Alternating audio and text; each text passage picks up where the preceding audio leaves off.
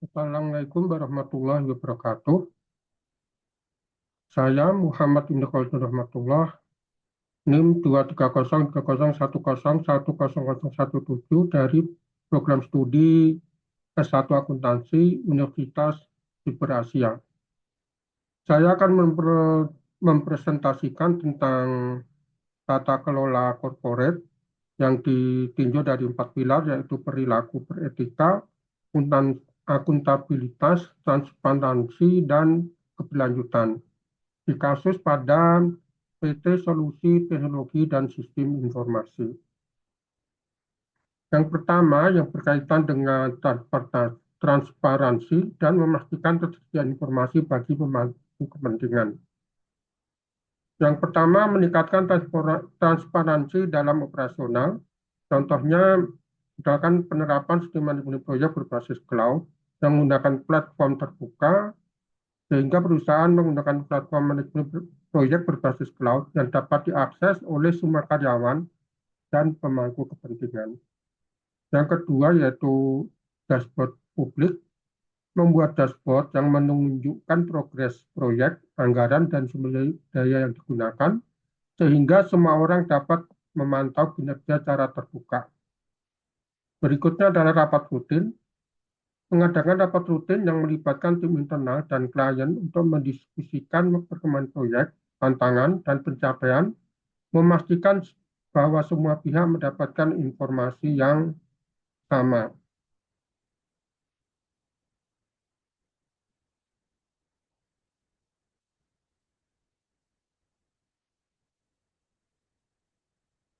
Berikutnya adalah yang berkaitan dengan menjamin ketersediaan informasi yang relevan bagi pemangku kepentingan. Contohnya yaitu penerapan kebijakan komunikasi dan laporan berkala, yaitu dengan menyediakan laporan bulanan. Perusahaan menerbitkan laporan bulanan yang mencakup informasi kinerja, keuangan, dan proyek-proyek yang sedang berjalan. Laporan ini tersedia di situs web perusahaan dan dikirimkan kepada semua pemangku kepentingan. Kemudian membangun portal khusus untuk pemangku kepentingan yang berisi dokumen penting, laporan tahunan, dan materi presentasi sehingga mereka dapat mengakses informasi dengan mudah. Berikutnya adalah menggunakan kuesioner untuk mengumpulkan umpan balik dari pemangku kepentingan tentang informasi yang mereka anggap relevan dan bermanfaat, serta untuk mengevaluasi kepuasan mereka terhadap transparansi perusahaan. Pilar berikutnya yaitu yang berkaitan dengan akuntabilitas serta mekanisme untuk meningkatkannya.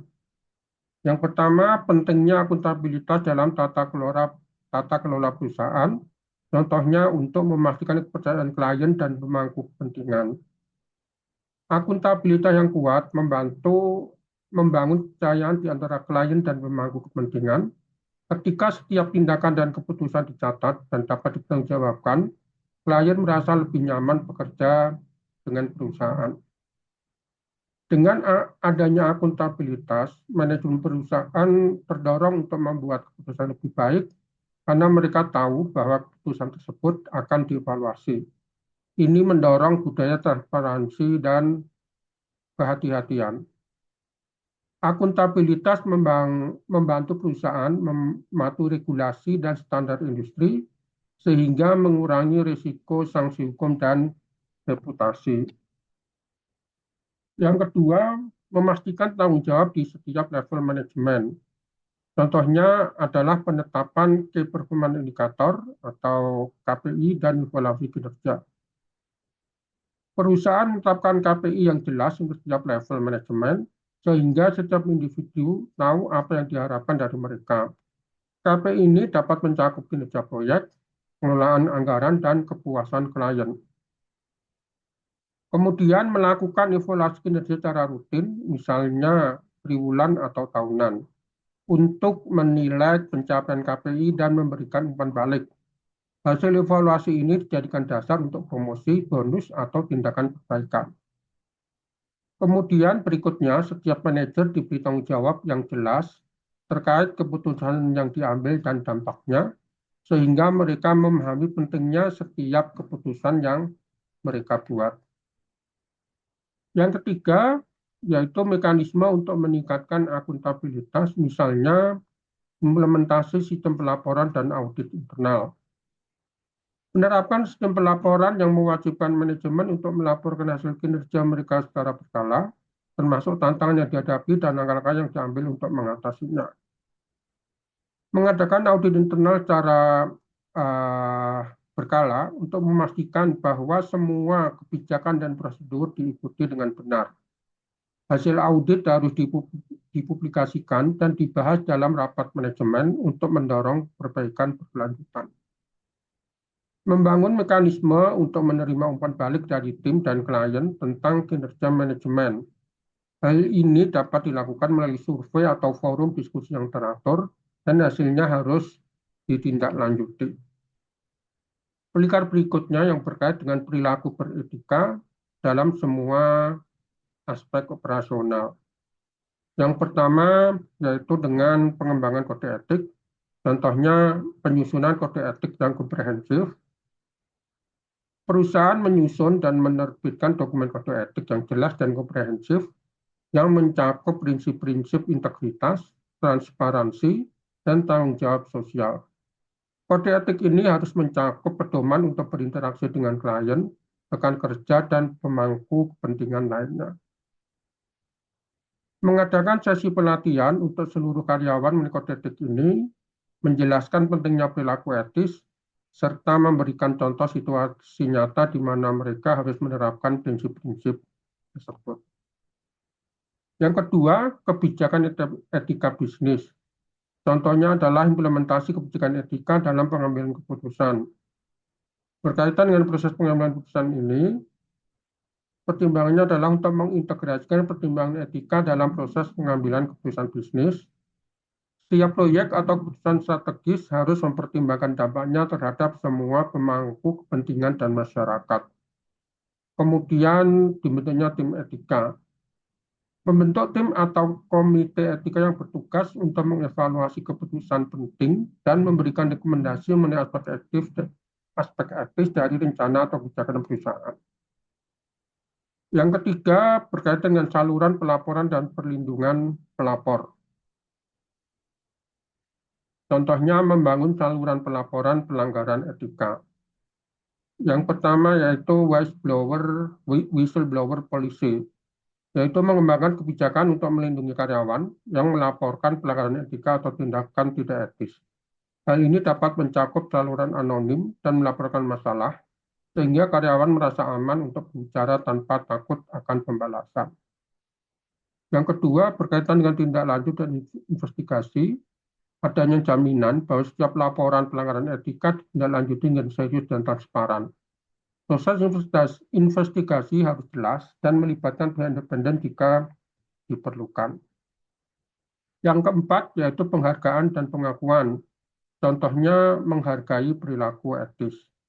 Berkaitan dengan program penghargaan ini misalkan adanya penerapan program penghargaan untuk karyawan yang menunjukkan perilaku etis yang luar biasa. Ini dapat berupa pengakuan publik, bonus, atau penghargaan khusus yang mendorong karyawan lain untuk meniru perilaku tersebut. Kemudian adanya cerita sukses, mengkomunikasikan dan merayakan cerita sukses tentang bagaimana perilaku etika membawa dampak positif, baik bagi perusahaan maupun klien, melalui newsletter perusahaan atau forum internal. Pilar yang keempat, yaitu yang berkaitan dengan keberlanjutan. Di sini akan dijelaskan tentang beroperasi dengan cara yang mendukung keberlanjutan jangka panjang. Yang pertama yaitu penerapan teknologi ramah lingkungan, contohnya menerapkan solusi teknologi hijau, yaitu penggunaan energi terbarukan, misalkan menggunakan server dan pusat data yang dikelola dengan energi terbarukan. Misalnya perusahaan dapat memilih penyedia hosting yang menggunakan energi solar atau angin. Kemudian optimisasi proses, mengembangkan solusi perangkat lunak yang membantu klien dalam mengurangi konsumsi energi dan limbah, seperti sistem manajemen energi atau alat untuk efisiensi sumber daya. Yang kedua, praktek kerja yang berkelanjutan, contohnya adalah misalkan berkaitan dengan kebijakan kerja jarak jauh dan fleksibel, kerja remote. mendorong kerja jarak jauh atau fleksibel untuk mengurangi jejak karbon yang dihasilkan oleh perjalanan karyawan. Ini juga dapat meningkatkan kesejahteraan karyawan. Pengurangan penggunaan kertas, mengimplementasikan sistem digital untuk semua dokumen, dan komunikasi internal guna mengurangi penggunaan kertas dan mendukung efisiensi. Kemudian yang ketiga, investasi dalam research and development untuk inovasi berkelanjutan. Contoh, penelitian dan pengembangan solusi berkelanjutan, yaitu pengembangan solusi berbasis kecerdasan buatan, yaitu menginvestasikan dalam penelitian dan pengembangan solusi berbasis kecerdasan buatan yang dapat membantu klien mengoptimalkan operasi mereka dan mengurangi dampak lingkungan. Konsultasi lingkungan, menawarkan layanan konsultasi yang membantu klien mengidentifikasi dan mengimplementasikan praktek berkelanjutan dalam bisnis mereka, seperti analisis siklus hidup produk dan strategi pengurangan limbah. Berikutnya yang keempat adalah keterlibatan dan tanggung jawab sosial. Contoh, adanya program Corporate Social Responsibility atau CSR. Berkaitan dengan inisiatif sosial, yaitu meluncurkan program CSR yang berfokus pada pendidikan teknologi ke masyarakat seperti pelatihan bagi generasi muda di daerah kurang beruntung. Adanya kemitraan dengan organisasi lingkungan, yaitu bekerjasama dengan organisasi lingkungan untuk mendukung proyek-proyek yang berfokus pada keberlanjutan, seperti penanaman pohon atau konservasi sumber daya alam. Yang kelima, berkaitan dengan penilaian dan pelaporan berkelanjutan. Contohnya, yaitu audit keberlanjutan dan pelaporan berkala. Audit keberlanjutan, melakukan audit keberlanjutan secara berkala untuk mengevaluasi dampak lingkungan dan sosial dari operasional perusahaan. Laporan keberlanjutan, menerbitkan laporan keberlanjutan yang transparan dan mencakup pencapaian, tantangan, dan rencana masa depan dalam upaya berkelanjutan. Laporan ini dapat dibagikan kepada pemangku kepentingan untuk menunjukkan komitmen perusahaan terhadap keberlanjutan. Berikutnya adalah tantangan dalam menerapkan masing-masing pilar tata kelola corporate yang dari 4 pilar tadi. Yang pertama yang berkaitan dengan perilaku beretika, tantangannya adalah budaya organisasi. Membangun dan mempertahankan budaya beretika yang kuat di seluruh organisasi dapat sulit, terutama jika ada tekanan untuk mencapai hasil bisnis yang cepat. Karyawan mungkin merasa tertekan untuk mengabaikan nilai-nilai etika demi mencapai target. Penghargaan yang tidak etis. Dalam beberapa kasus, sistem penghargaan mungkin tidak sejalan dengan nilai-nilai etika, mendorong perilaku yang tidak sesuai. Berkaitan dengan pendidikan dan kesadaran, karyawan perlu dilatih secara berkelanjutan mengenai etika bisnis. Tantangan terletak pada memastikan bahwa semua karyawan memahami dan menerapkan kode etik perusahaan. Berikutnya, tantangan yang berkaitan dengan akuntabilitas. Yang pertama yaitu keterlibatan dan tanggung jawab. Penetapan tanggung jawab yang jelas di setiap level manajemen dapat menjadi sulit. Jika tidak ada batasan yang jelas, bisa terjadi kebingungan mengenai siapa yang bertanggung jawab atas keputusan tertentu.